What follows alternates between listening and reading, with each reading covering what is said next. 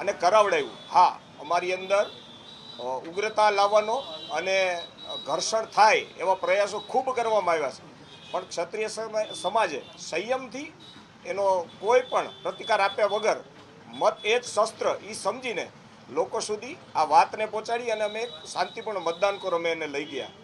આજે અમે પણ અમારા ક્ષત્રિય સમાજના ભાઈઓ અને સર્વ સમાજનો આભારી છીએ કે અમારા આંદોલનને આપણે ટેકો આપ્યો અને આ જે લડતને છે એને આગળ વધારી।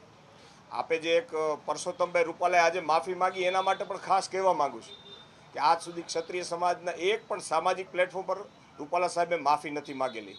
આજ પણ એમને મીડિયા દ્વારા એમના મને એમ છે કે મધ્યસ્થ કાર્યાલયથી કદાચ પ્રેસ કરી હશે તો એમને એમના પ્લેટફોર્મ ઉપરથી જ માફી માગી છે। અને હું પણ એવું સમજુ છું કે એમને કીધું કે રાજકીય મેં મીડિયામાંથી જ જોયું છે આપનું આ એમનું વક્તવ્ય, તો એમને હરેક વસ્તુને રાજકીય સાથે તોલેલી છે। તો આજ સુધી એમને જે કંઈ માફીઓ માગી એ રાજકીય હતી। આજે જ્યારે એમને એમ જ કીધું છે કે બધા એવું સમજતા છે કે રાજકીય માફી હતી, તો અમે પણ હવે સાચું માની રહ્યા છીએ કે રાજકીય માફીનો એક ભાગ છે।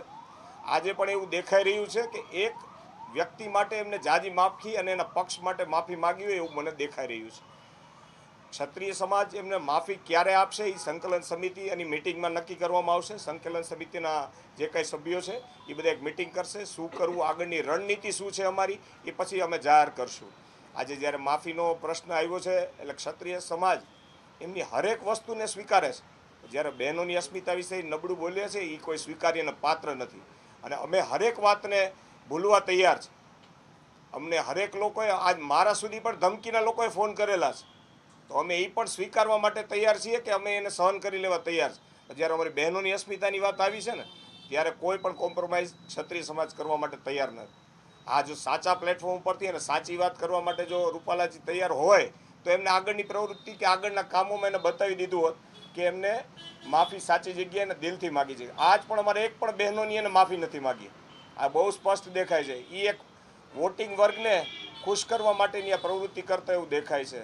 હવે એમને કીધું કે રાજકારણ પૂરું થઈ ગયું છે અને મારે આગળના પદ માટે ક્યાંય જવાનું હોય એના માટેની કદાચ આ માફી હોઈ શકે એવું પણ અમને લાગી રહ્યું છે। માતૃશક્તિની પણ માફી માંગી છે। એમને કીધું છે કે ક્ષત્રિય સમાજની જે માતૃશક્તિ છે એની પણ હું માફી માંગુ છું। આપની વાત સાચી છે કે એ ઘણું કહેશે, કહું તો શું કે હવે એમને એવું કહેવામાં આવે છે કે માતૃશક્તિ માટે માફી માગી, કાલ સવારે કહેશે કે આમના માટે માફી માગી, કાલ એવું કહેશે કે સમાજ વચ્ચે, હમણાં એમને પ્રેસમાં પણ કીધું કે હું સમાજની વચ્ચે જઈને માફી માગી। એ આપને ખબર છે કે એમને ક્યાંથી એમને માફી માગી? અમારા સમાજને એક પણ પ્લેટફોર્મ પરથી એમને માફી માંગી એવું હજી અમારા ધ્યાને આવેલું નથી। સંકલન સમિતિ કોઈ સંમેલન બોલાવે ને તેની વચ્ચે આવીને માફી માંગે એવી માંગ છે કે શું છે તમારી માંગણી? એ આગળ અમારી મિટિંગ થશે ક્ષત્રિય સમાજની સંકલન સમિતિની, એમાં એનો નિર્ણય લેવામાં આવશે કે અમારે એમાં આગળની અમારી રણનીતિ શું છે અને અમારે એના માફીના તો કોઈ સવાલ અત્યારે આવતો જ નથી કે એને માફી આપવી, એવું હું બહુ સ્પષ્ટ કહું છું। અત્યારે જયરાજસિંહ પરમાર ભાજપના જે પ્રવક્તા અને આગેવાન છે એમને એવું કીધું છે કે સંકલન સમિતિમાં સારા માણસો પણ ઘણા છે પરંતુ અમુક લોકો રાજકીય રોટલા શેકવા માટે પ્રયાસો કરી રહ્યા છે, તો આ બાબતને આપ કઈ રીતે? બહુ સારી વાત છે પરવાર સાહેબની કે આપ રાજકીય માણસો સમાજના પ્લેટફોર્મ ઉપર હરેક લોકો સમાજના લોકો છે, એમને રાજનીતિ કરવી છે એટલે એ આવી વાત કરે છે કે સંકલન સમિતિ સારા માણસો છે અને કોઈ પક્ષ એનો લાભ લઈ રહ્યો છે। ક્ષત્રિય સમાજનો નાનામાં નાનો વર્ગ એનું ધ્યાન રાખે છે। આ બોલ્યા છે ને એ પણ એમની રાજનીતિ, ગંદી રાજનીતિ માટે પરમાર સાહેબ બોલ્યા છે। હજી કહું છું સમાજના પ્લેટફોર્મને સમજો, સમાજની વાતને હિતમાં લઈને આગળ ચાલો તો તમારું પણ ભવિષ્ય દેખાશે ને કે તમારું પણ ભવિષ્ય ધૂંધળું દેખાશે।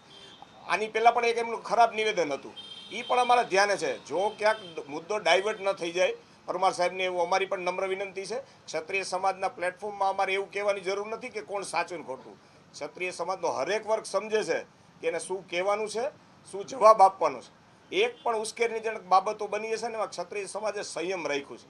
આજ સુધી સંયમ ચાલી રહ્યું છે। રૂપાલાજી કે એમના અંગત લોકો, એમના પરિવારના લોકોએ ઘણા પ્રયત્નો કર્યા છે। હું બહુ સ્પષ્ટ કહું છું, મારી સાથે પ્રૂફ સહિત છે એના પ્રૂફ સહિત છે, પણ સમય અંતરે અમે બતાવશું। અમને ઉકસાવવા માટે છેલ્લા 2 દિવસથી ખૂબ પ્રયત્ન કરે છે। આજે જેમ કે પરમારભાઈ બોલે એના જેવું ઘણા લોકોએ આ પ્રવૃત્તિ કરી છે। સંકલન સમિતિના સમાજના લોકોનું અને સમાજના હિતમાં જ વાત કરે છે અને સમાજની જે વાત હશે એ અમારે અને સમાજને સમાજ સુધી લઈ જવાની છે, એ અમારું કામ છે। પરસોત્તમ રૂપાલા આજે એવું કીધું કે સંકલન સમિતિ સાથે ચર્ચા કરવી અમારા ક્ષત્રિય સમાજના જે આગેવાનો છે તે નક્કી કરશે. એટલે એને તૈયારી બતાવી છે સંકલન સમિતિ સાથે વાતચીત કરવાની, સાથે બેસવાની. આને કઈ રીતે તમે જોઈ રહ્યા છો? શું સંકલન સમિતિ રૂપાલા સાથે બેસશે? એ તો આપ જુઓ કે કોની સાથે આની પહેલાં પણ 2 મિટિંગ કરેલી છે, તો એ રાજકીય આગેવાનો છે એના થ્રુ વાત કરે છે, એ એમનો પ્રશ્ન છે. એ એકવાર તૈયારી બતાવે, એ શું કરશે એ અમારી સંકલન સમિતિ નિર્ણય લેશે કે અમારે બેસવું કે નહીં. તમે એની સાથે બેસતો અત્યાર સુધી સરકાર સાથે રૂપાલા સાથે રૂપાલા સાથે બેસવાનો કોઈ પ્રશ્ન આવતો નથી. અમારા બહેનોની જેને અસ્મિતાની વાત કરી છે ત્યારે ક્ષત્રિય સમાજ એને કઈ રીતે માફી કરી? તમારી અપેક્ષા શું છે?